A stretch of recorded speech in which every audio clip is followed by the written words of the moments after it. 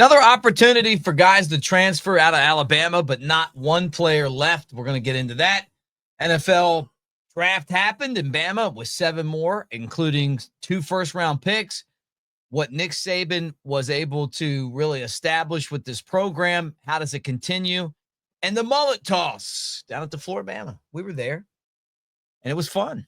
And we're going to talk about that, including hanging out with some of the biggest stars on this Alabama program. So like, subscribe, thumbs up. Got Baron Huber in studio. I'm Mick Gillespie. Let's get this party started. Roll Tide, everybody.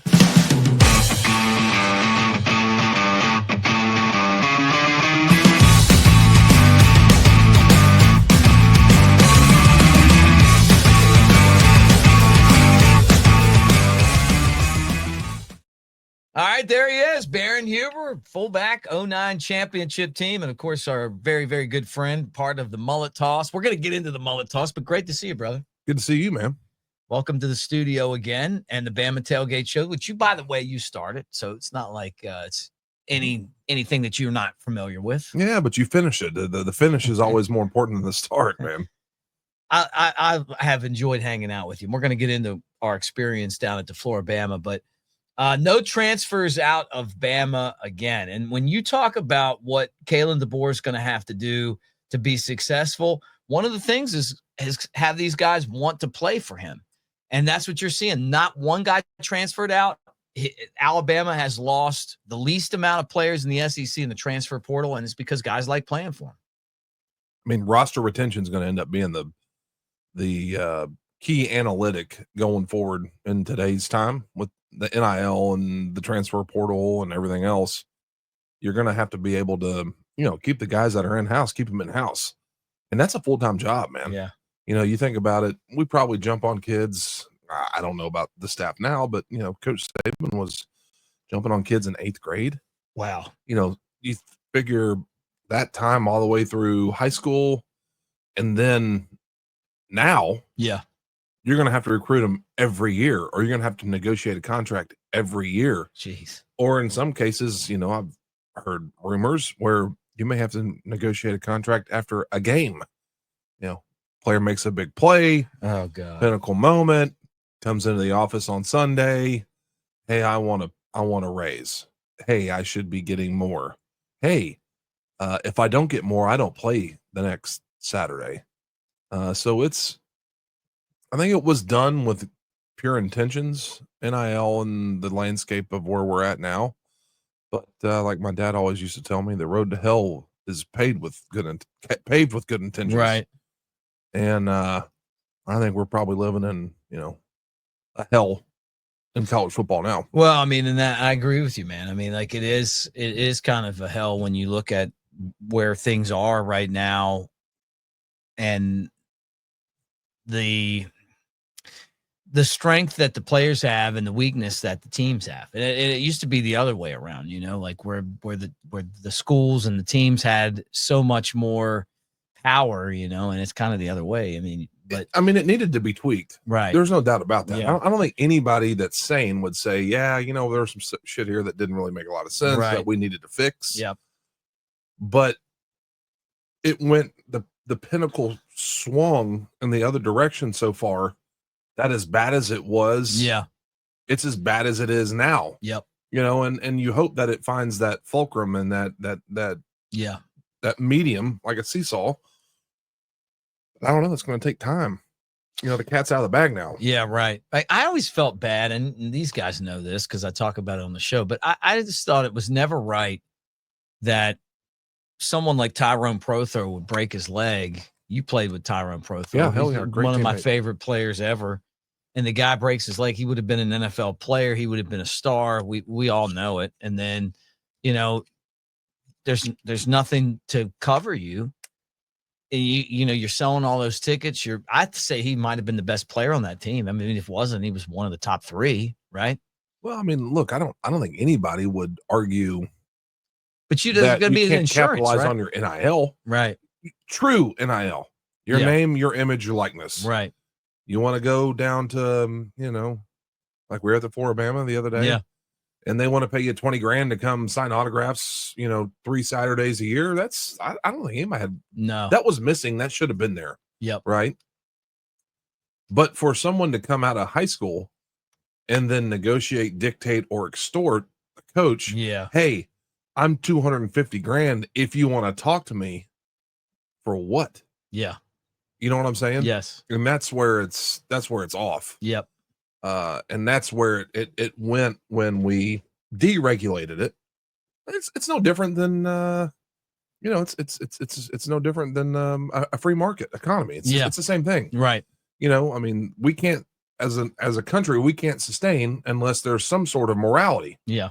A true free market's dangerous, right? Yep. And you could sit there and you could extort people, or you could take advantage of the consumer, and that's what's going on now. But there's no guardrails. I mean, there's just nothing. It's a free for all, but it's a free for all with the coaches and the universities playing really with a hand behind their back, I think. Yeah. No, I'm with you. I can't argue with anything that you just said. You wanted to see the players get something, but at the same time, if that's what the something is, where you're going to ruin the game, then I'm not down for that.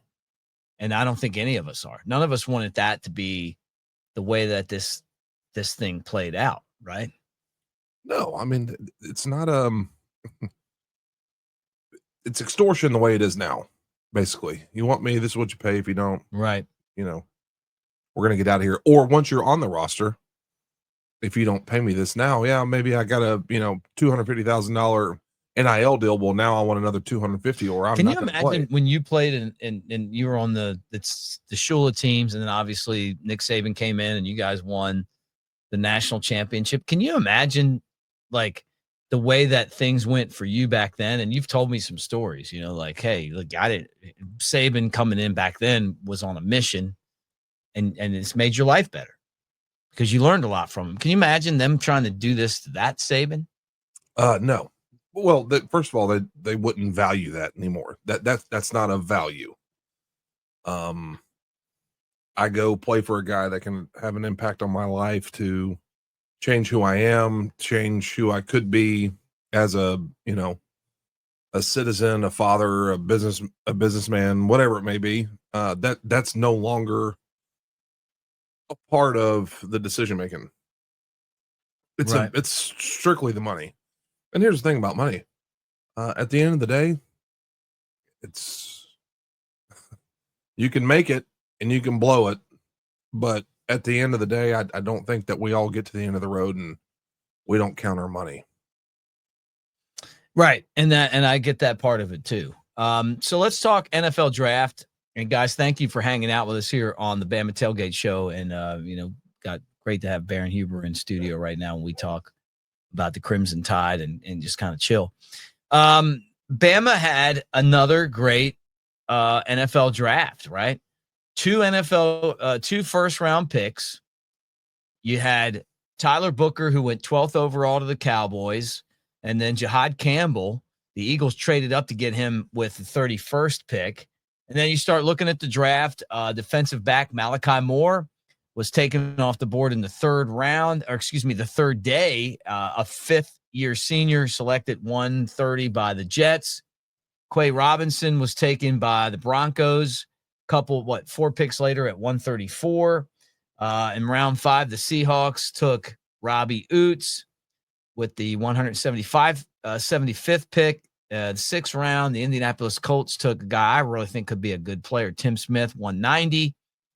And, of course, Jalen Milroe went to the Seahawks with the 92nd pick. And the Seahawks are desperate right now for a quarterback. But it looks like this. 12th pick, Booker, 31st pick, Campbell, 92nd pick, Milroe, 130, Malachi Moore, 134, Robinson, 175, Robbie Oots, and then 190, Tim Smith. So there you go. That's where the Bama draft picks. And it just shows like the consistency that this program has had. You were on some teams where I don't think anybody got drafted. Oh, yeah. Several. Yeah. But, you look at like Robbie Oots getting drafted. I like Robbie Oots. I mean, big physical tight end. Yeah, but who would have thought? Yeah. You know what I mean? Mm-hmm. I mean, a good player, great player. Yeah. Thought that was a free agent guy. Got drafted. Tim Smith. Totally agree. That's a diamond in the rough. Watch out. I think that guy has got a huge ceiling. Malachi Moore would be an undraftable guy to me. Milrow, probably undraftable for me. Yeah. Jahad Campbell going to the Eagles. You like the guys that fly around like Campbell. Talk about a guy, the rich getting richer. Yeah. I mean, in that defense, Jahad Campbell was a magnificent player. One of my favorites. Really? Oh, yeah. I mean, he had a nose for the ball. He gets around. He can move sideline to sideline. He's physical. He's smart. I remember he hit a guy on a kickoff a couple years ago in the Ole Miss game when we played him in Tuscaloosa. And I called my dad and I said, that is the way Alabama plays football. Right. That is an Alabama football. Physicality, the speed, the violence. And to be honest with you, we hadn't had, even the last couple of years of Coach being there, Coach Saban, we didn't really have that. But he had it. He had it in him. I think he's one of the greats.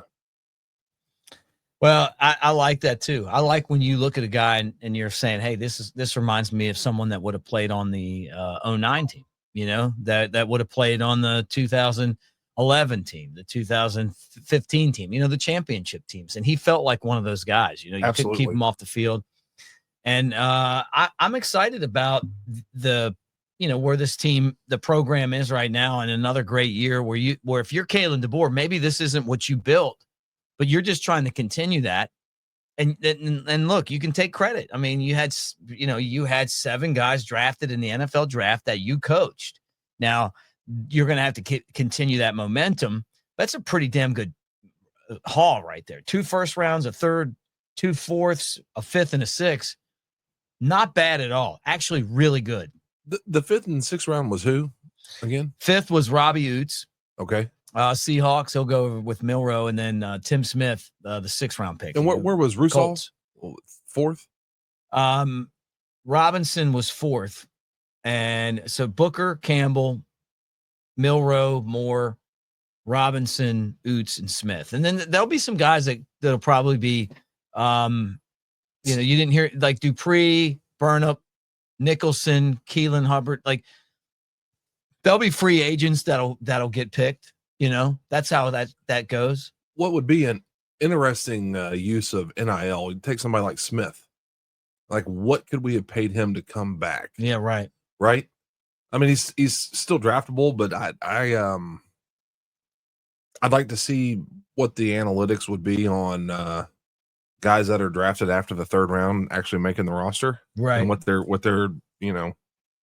their career looked like. Can you take NIL and use it to your advantage in that situation where you say, hey, look, you're going to go 5th, 6th, 7th round. This is what the money looks like. Why don't you come back another year? Right. And this is what we can do. Make it appetizing. Yeah. But maybe, if you ended up, that's just, you want to be gone and you're ready to get out. That's the other thing. Yeah. Well, I mean, I feel like that's kind of one of those things. Like a lot of the guys on the defensive side of the ball for Alabama came back because, they look at draft grades. And I thought it was interesting that I think it was Todd McShay was saying that Nick Saban would call him up and argue with him about where he had guys on his draft board, because they weren't ready to go. And he's like, look, this guy needs to stick around. To have 7 guys drafted, that's why you come to Alabama. You want to make it to the NFL. And another big haul. And when it's all said and done, you're going to look back and be like, okay, some of these guys it's going to be interesting. Now, I was shocked that Shedeur Sanders didn't get drafted. And, I know that Deion, he didn't get drafted. He ended up signing with the Browns, but he didn't get drafted. And it's a tough world right now. Like, no way. He got drafted. No. Picked by the Browns, like as a free agent. No way. And that, I mean, Coach Prime made some comments that they were going to do this and they were going to do that to try to get him in. I thought he went to the Browns in like the 5th round. Let me double check that. I thought he was a free agent. Man, now that would be, you talk about a fall from grace. If he went to free agency, which I'll be honest with you, they thought he was going to be a 1st round pick. If you think about it though, as a quarterback, if you're a 1st you're round right. pick, He was drafted in the 5th round. By the Browns? By the Browns in the 5th round. Yeah, so Yeah. I'm wrong. So, but it was drafted in the 5th round. Still. They thought he was going to be a first rounder. Absolutely. There must have been something there that they didn't see, or that they didn't like, that they saw that they didn't like. I don't know what it would have been. Maybe they thought his dad was a hover parent. Maybe they didn't want him in the franchise. And that matters, right? That does matter. I think it would. I mean, because unlike any other NFL player's dad that could have any kind of sway or any kind of actual effect on decision making, they don't have the podium that Deion Sanders does. Right. You know what I mean? Yeah. I mean, Deion Sanders can send out one tweet and undermine an entire franchise. Maybe that was a problem. Maybe that was one of the things that turned him off. Doesn't surprise me that the Browns would pick him. History of horrible decision making and never really winning. It's pretty on brand for them, I would think. Yeah, on brand. Yeah. But you know what? They might have gotten something out of this, maybe he turns into something good. I think he's a lot better than his draft status is going to reflect. I'll be honest with you. I never watched him play enough to have a real, actual opinion that would be worth a damn I think on him. He completes passes. But how were they completed? When were they completed? Yeah, maybe they don't think he has the arm. You know what I'm saying? Yeah, you can complete passes. I mean, but how were they thrown? Yeah, right. What kind of route?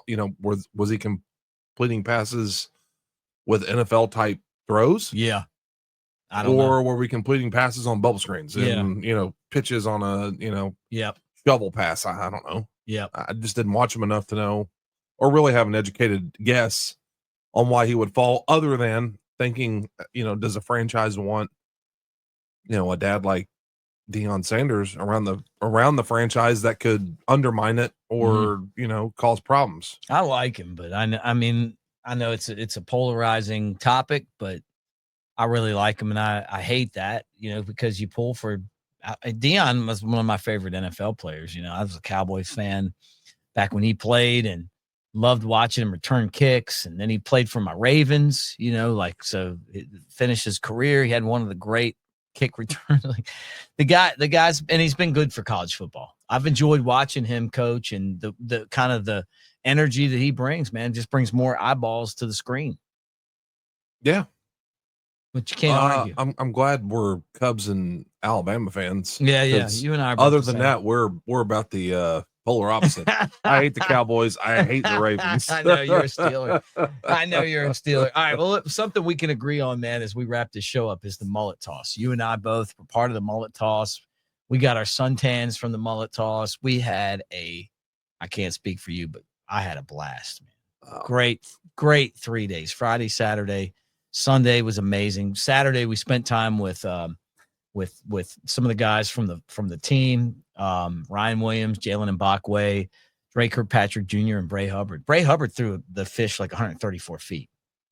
Hell of an athlete. I mean, you can tell not only did he throw it like an athlete, but when he ran after the fish, because that's a part of the score doesn't count unless you run to go pick up your fish and bring it back. Right. But you could tell the way he moved through the sand, this guy's an athlete.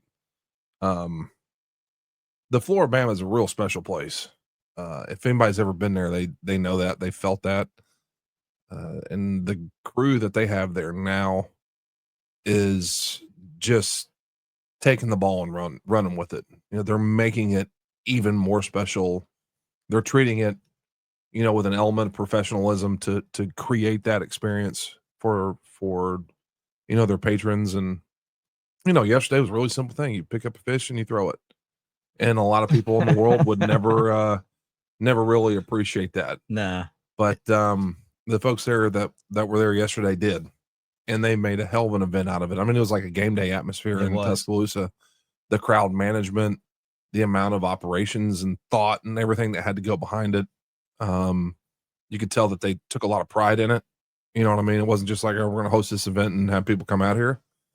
And they did a hell of a job. I'd go back. No, 100%. Yeah. I love it, man. Steve Powers, Jen Parnell, John McInnes, my fraternity brother. I love all of them, man. I love being part of it. You know, Yeah, like I mean, when you got a whole family there, man. I that you're a really part of. do. I mean, and you do too. Like you go there and they make you feel like you're part of something really cool. You know, like I can't even tell you what it means to me and how special it is. I never thought I'd be like part of they call it the Bamley. Yeah. You know, you and I get together and we take our families to Thanksgiving there. You know, I may go Christmas there. You were talking about today being down here for Christmas. And then you end up over there, but it's just a special place, man. And it was cool to kind of see like, okay, here's Ryan Williams, here's Jalen Mbakwe, here's Bray Hubbard, here's Drake Kirkpatrick Jr., these young guys that are kind of carrying on this tradition. Jake Coker and Ryan Anderson got to spend time with two really awesome dudes. They were on their podcast and you know, and I was kind of behind the scenes, like just helping out with that. And I just hope those young guys like listen to the things that, you know, you or those two would say like about what it takes to be successful, because they want to win a championship, but it's hard to win a championship. Everybody wants to win a championship. This team is not ready to win a championship, but everybody wants to. That's not the point. We all want it. But it takes a special group to actually get it done. And, you know, it's kind of like the experience yesterday. There's a million bars that could try to pull that off and couldn't do it to the professionalism and the championship level that Florida Bama did it. You know what I mean? And so it's there's a very few of us out there that can do that. And Alabama historically has always been that way. And you know, we'll see what's in the mix. They're like any other kids. You know, at that, none of us really listened at that age, right? Right. But you hope that you stir something as they get older, or hopefully it'll happen while they're young. Yeah. Where they look at it and say, I see what he meant there. I see what the direction was supposed to be. I understand, you know, the meaning and the value of the words that were said to me. But it's tough, you know, when you're that age. I mean, we've all been there, right? Yeah. I mean, well, what's it like putting a championship ring on? I know what it's like. Yeah. What is it like? What do you think about it when you see it? I think mostly about the work, you know, that went into it, the shit that people don't really see. Right. Or I definitely think about my teammates, without a doubt. Anytime I look at my ring, I think of, you know, my guys, you know, what we did. Football's a unique game. You prepare, you know, 10 times more than you play. Right. There's no other sport like that. And so therefore the moments are bigger. The margin of error is different. Right. And you know, I was blessed to be a part of I was a small part of a big thing. And we had our moment and we seized it. Yeah. And you hope that these guys do the same thing. Yeah. Well, we're all pulling for them. Oh, for sure. Yeah. I mean, I think that's the bottom line, is that we want them to be successful, but they're the ones that are going to have to go out there, and this coaching staff's going to have to go out there and figure out the discipline part of it. What it's like to be Alabama. It's not like you're at Washington. Everybody's got it. Everybody's gunning for you. You're in the SEC. It's a tough conference, but they can figure it out. Yeah. And I mean, I guess if I could give them an element of, I don't know, grace, if you will. Yeah. The blood's in the water now, right? I mean, we've been beating people's ass for a long fucking time. Yep. And there's a lot of people that want to kick our ass. Mm-hmm. And we are very open to getting our ass kicked now. Right. And so the blood's in the water. And so it's, you know, twice the amount of intensity that they're facing that other teams didn't. You know, there was a time when I think we lined up and a lot of people just didn't think they were going to beat us. Right. That doesn't happen now. Mm-mm. You know, you fuck around like we did in Nashville and lose to Vanderbilt. When people see Vanderbilt beating your ass, they all think they can beat your ass. Yeah, right. You got to change that perception. You got to change that again. And it's hard. It's like, you know, it's like in military. You don't want to cover the same ground twice. Yep. You know, and that's what we're going to have to do now. So therefore it's harder. So therefore the challenge is different. you know? Yeah. And you're going to have to go back and retrain the way people think about us. Yeah. And that's tough. Mm-hmm. And, you know, are they going to be able to do it? We'll see. I hope so. I mean, I hope. Yeah, but, you know. We'll see. Yeah. It was cool hanging out with some of the guys. I enjoyed, just as a person that covers Alabama, to be able to interview all those guys. And I talked to all 4 of them and had some laughs. And then listening to Jake, you got to check out the podcast, because Jake and Ryan laid it out for those guys. If they heard it, they heard it. If they didn't, they didn't. But they told them what it's like. This is why we were successful. A lot of it had to do with Coker saying we would have died for each other out on the field. And we're going to do whatever we had to do to win. And how much they loved each other. Like, hey, we spent all of our time. And I know this from you, because I'm friends with you. Like, I know your teammates because you hang out with them. You know, like I've hung out with you. You end up hanging out with a lot of those guys. Yeah, they were actually trying to get us to hang out less. That's how much we were hanging out. You know, we were getting each other in trouble. I mean, it was you know, it was what you would think, you know, a bunch of 20, you know, early 20 college kids, you know, partying and running the roads and, right, you know, doing that kind of thing. And they were more scared that we were too close, right? You know, that we needed to stay in a little bit more, that we needed to not hang out so much. But, you know, the time's different. We're very much more a me society instead of a we society. Will that change? I don't know. You know, I think we're in a time of transition in life, period. Yeah. And I think that kind of trickles down into sports. We'll see where it goes. But, you know, I feel like this is a transition period in humanity. Yeah. Yeah. No, I mean, definitely for our society. Yeah. Well, brother, it's been great hanging out with you. I want to talk a little bit about bait, because that's what you do, man. You're a bait guy. We've been, you guys don't even know, like we're planning on like big fishing trips, and you know, this guy's like, he can get you anything. You need pogies, he's got you covered. Yeah. You know, you need squid, yeah, he's got that too. You know, like you how did you get into the bait business, which is so funny to me? Really backed into it. I love it. I grew up 9 hours from saltwater. You know, I'm landlocked East Tennessee. And I really just kind of backed into it. It's become a passion. It was something that was a side hustle for a long time, side gig, and I've been able to make it full time. And you know, we sell both sport fishing bait, so the guys that are going out on the weekends and raising hell, and we also sell to the commercial fisherman, you know, the guy that gets on the boat every day, and that's how he makes his living. And so it's been great to see both perspectives of it and get involved in it. It's not a very glamorous business. It's not very sexy. Yeah. But it's essential. You know, you gotta have a boat, you gotta have fuel, you gotta have bait. And so I've really enjoyed working with the commercial fishermen that harvest the bait. I've really enjoyed working with the sport fishermen that buy the bait. And I hope what I can do going forward is really develop more of a dialogue and an understanding between the two, because I think they've been mortal enemies for a long time, a commercial fisherman and the sport fisherman, and they're a lot alike.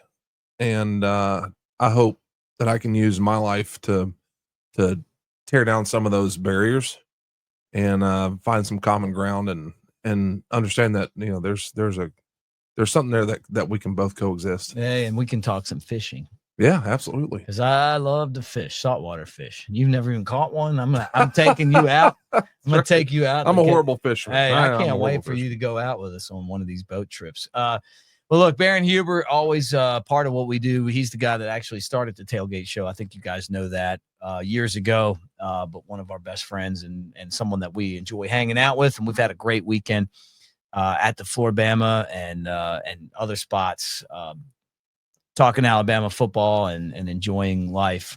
What I want to tell you guys is this. Our show's always brought to you by Pearl River Resort over in Philadelphia, Mississippi. Take advantage of this, man. It's an hour and a half from Tuscaloosa, 2 hours and change from Birmingham. You got the sports book, which is Vegas style. You don't have to go all the way out to Las Vegas. but you got 20 big screen TVs, you got the full-size bar, you got the kiosks, you got the window, anything you need, they got for you right there.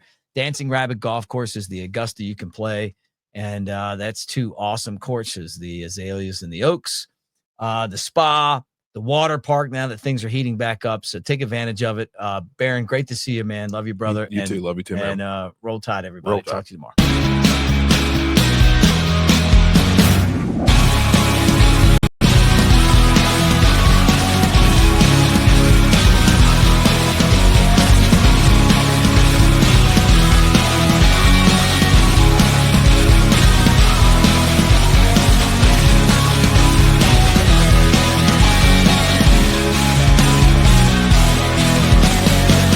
Escape to Pearl River Resort.